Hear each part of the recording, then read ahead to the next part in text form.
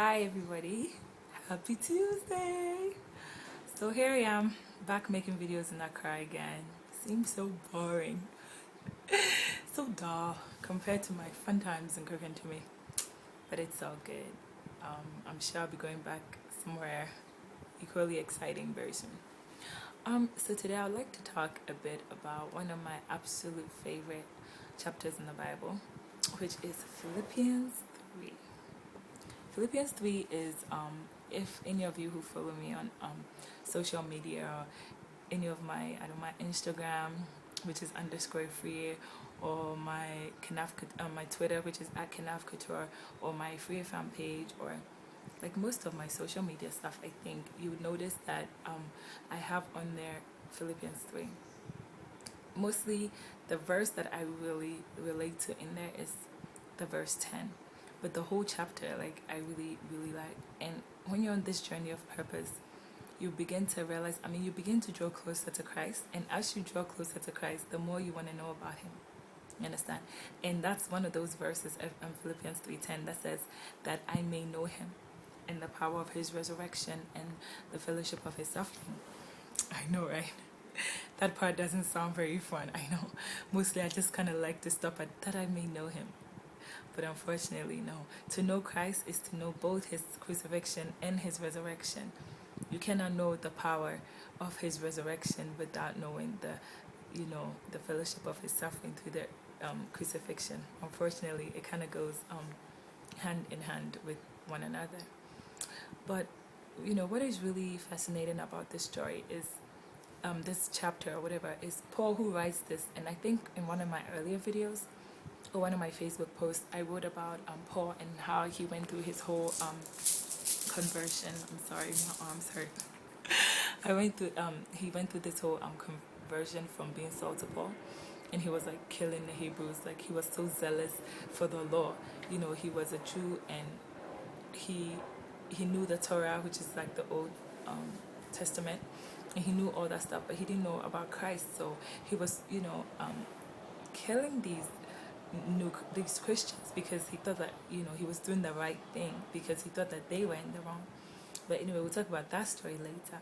But in this Philippians 3, he's just saying how he's a Hebrew of Hebrews, and that's kind of like saying if we're talking about like high class or high society, he was one of the topmost, the most the most bougie, you understand, or the most well educated, like the Harvard educated guy. That was him. We're talking about wealth, we're talking about knowledge, we're talking about being from the right tribe. He was from the tribe of Benjamin. So this guy, like, he had it going on. If we were looking at flesh, he had it going on. But then when he decided to live his utmost for the highest of Christ, as he drew closer to Christ, he realized, wait a minute, this stuff doesn't mean anything. Not to say that education or nice society status or whatever is necessarily a bad thing, but it's just that it's not the ultimate thing, it's secondary. And he came to realize that as he began to live his utmost for the highest of Christ. And definitely, as each one of us on this journey keep going on and growing in our journey, we begin to feel the same way that he did. One way or the other, you begin to feel that, what? He says he counts it all, like his degrees and all the, accolades he has and the right tribe or all that good stuff. He counted it as dung, crap, a refuse in comparison to, knowing Christ. And, until you get to a point where, living for Christ, living your utmost for the highest of Christ is your priority, I think there's still a little bit of religion there. If you're truly wanting to live for Christ and not just for religious reasons, or to please mankind, then it will get to the point where you will count all other things like as dung. Yeah, because you know what, you realize that as nice as those things are, they're like second place, third place, fourth place, fifth place. God is your priority. God, he is first.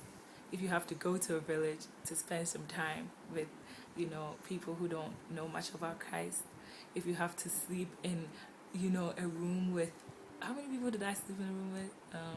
5 other people, and share the bathroom with like 20 other people. Here we did 1 bathroom, 1 toilet. But you know what? If you have to do that just for some 3 days, but if that's what pleases Christ, happily you do it. I mean, think about it. What kind of crazy things don't we girls do when like we're in love with a guy? Okay, if you can do all manner of crazy things for a human guy, what can you do for God? Come on, I've done all kinds of silly stuff when I was in love with a guy. So what's this for Christ is nothing. And Paul is like, and imagine this is just me and my silly little example of, some 3 days in a town. That's nothing. Paul was like beaten and hated on, and I mean, Paul went through so much crap, but he was just saying that, that's his desire in life, that he may know Christ, whatever it takes. And if you want to be metamorphosed from a caterpillar to a butterfly, that's gotta have to be your desire also, that you know Christ and the power of his resurrection and the fellowship of his suffering, whatever it takes. If you also have to be crucified on the cross, you're like, yes sir, let's do it, whatever it takes, because that's what it's all about. I always say everything is all about intention. God doesn't look at what you do on the outside, he's about your motives. Why are you serving Christ? Why are you even a Christian? Why? To live your utmost for his highest, to know him, to worship him, to serve him. So if he says serving him will entail some suffering, then you do it because you love him and you want to please him. Because if you don't love him and you don't want to please him, then I don't think there's any point in being a Christian. I think you should just, just live in the world and let everybody just keep it real. I always say Christianity is a faith. Like, I remember I went to this meeting with this guy, okay? He's a white guy, he's German, and he was saying something about like churches here in Ghana, and he was just all going, the same old story that people always say about pastors, and they're spending your money, and they're just actors, and they're just public speakers, blah, blah, blah, blah, blah, blah, blah. Going on and on. I was just like, yawn. And when he finished, I was like, you know what, honey? I'm not trying to convince you about Christ. If you don't want to believe him, that's you, baby. I believe. I'm cool with it. Those who want to believe, believe. Like, I'm going to live a life. I want to, and it's my desire, to live a life that shows that Christ is Christ, and that he is real, and that the Bible is not just a fairy tale full of, some childhood stories, but that it's real. And I'm going to live that life. And it is my desire to live in such a way that when people watch my life, they know that over truth, God is God, that Christ is real. Okay, I don't even need to argue with them. They just watch my life and they're like, wow, okay, this Bible stuff is the truth. Okay, that's like my goal. This is why I am trying to like live life as close to what the Bible asks for as I can. Not that I'm perfect. I'm so full of flaws, but in what I can do, by the grace of God, I try to, live a life that shows that Christ is real. But I'm not here trying to like prove anything to outsiders. If you want to be an atheist, go ahead. If you want to be a whatever, nobody's forcing you. But if you go to church every Sunday and you still are gonna live your life for the utmost of yourself, then that's a problem. Yeah, if you want to sit in church on a Sunday, then you have to know Christ for yourself. You need to read you some Philippians 3:10, meditate on it, and be ready to do what it says. The power of his resurrection, as well as the fellowship of his suffering. Okay, because it's all part and parcel of, the Christian work. Remember when Christ first came and he called his first apostles, the fishermen, and they were doing their own thing, and he asked them to stop and follow him. You have to be willing to stop whatever you're doing and follow Christ when he asks you to do it. If you want to live your utmost for his highest. If you want to be metamorphosed from a caterpillar to a butterfly, you have to be able to really know God for yourself.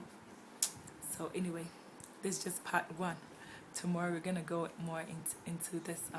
Because it's, as I said, it's a major chapter in my life. And I think that if you really want to be metamorphosed into a caterpillar, you can't go through this whole process of a metamorphosis without, Philippians 3:10.